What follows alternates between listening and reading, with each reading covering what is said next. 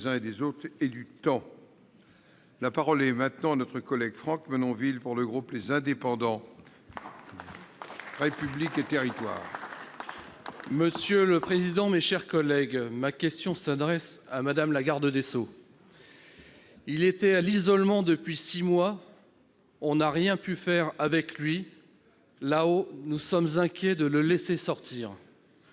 Voilà les propos tenus par un surveillant pénitentiaire au sujet de Flavien Moreau, premier djihadiste français condamné à son retour de Syrie, libéré ce lundi.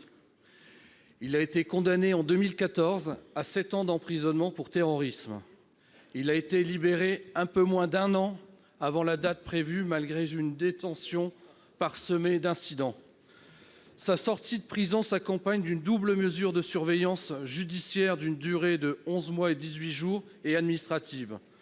Ce n'est pas un cas isolé puisqu'une quarantaine de djihadistes français ont retrouvé la liberté depuis 2018 et plusieurs dizaines d'autres devraient être relâchés en 2020.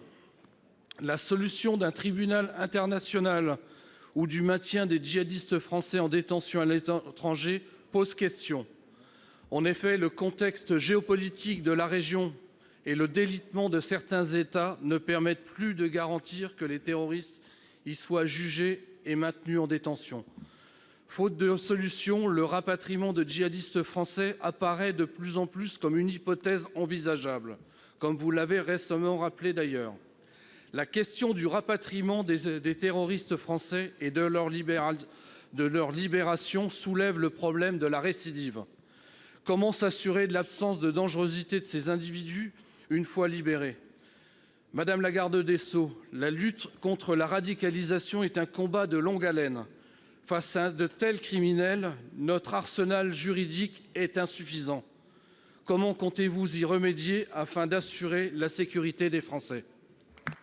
Pour vous répondre, la parole est à Madame la garde des Sceaux, ministre de la Justice. Madame Belloubet, vous avez la parole. Monsieur le sénateur, mesdames les sénatrices, messieurs les sénateurs, pardon, monsieur le président, mesdames les sénatrices, messieurs les sénateurs, monsieur le sénateur Menonville, la lutte contre la radicalisation et le terrorisme islamiste, c'est évidemment une des préoccupations majeures du ministère de la Justice.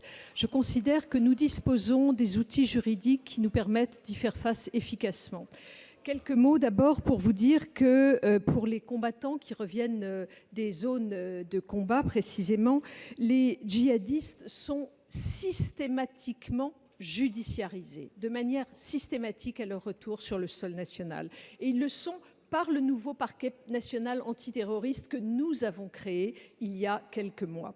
Ça se traduit très concrètement par l'engagement de poursuite du chef d'association de malfaiteurs terroristes, qui conduit à des peines d'emprisonnement qui, lorsqu'il s'agit des peines de nature criminelle, peuvent aller jusqu'à 20 ans de prison, ce qui est évidemment important. À ce jour, 224 revenants ont fait l'objet de poursuites et sont pour les 3/4 d'entre eux, au moment où je vous parle, aujourd'hui en détention dans des établissements pénitentiaires et des établissements qui sont adaptés à la poursuite et à la prise en charge de leur profil. Ils sont soit à l'isolement, soit dans des quartiers spécifiques de prise en charge de la radicalisation. À leur sortie, ils font l'objet d'un suivi par un juge spécialisé.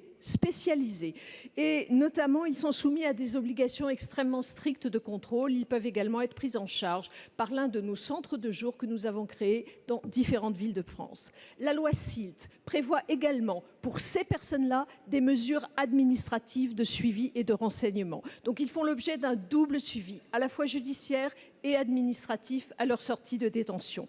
Et notamment, ils ont de ce fait-là des mesures individuelles de contrôle et de surveillance, avec notamment l'obligation de pointage, l'interdiction de quitter la commune et évidemment des obligations de domiciliation fixe.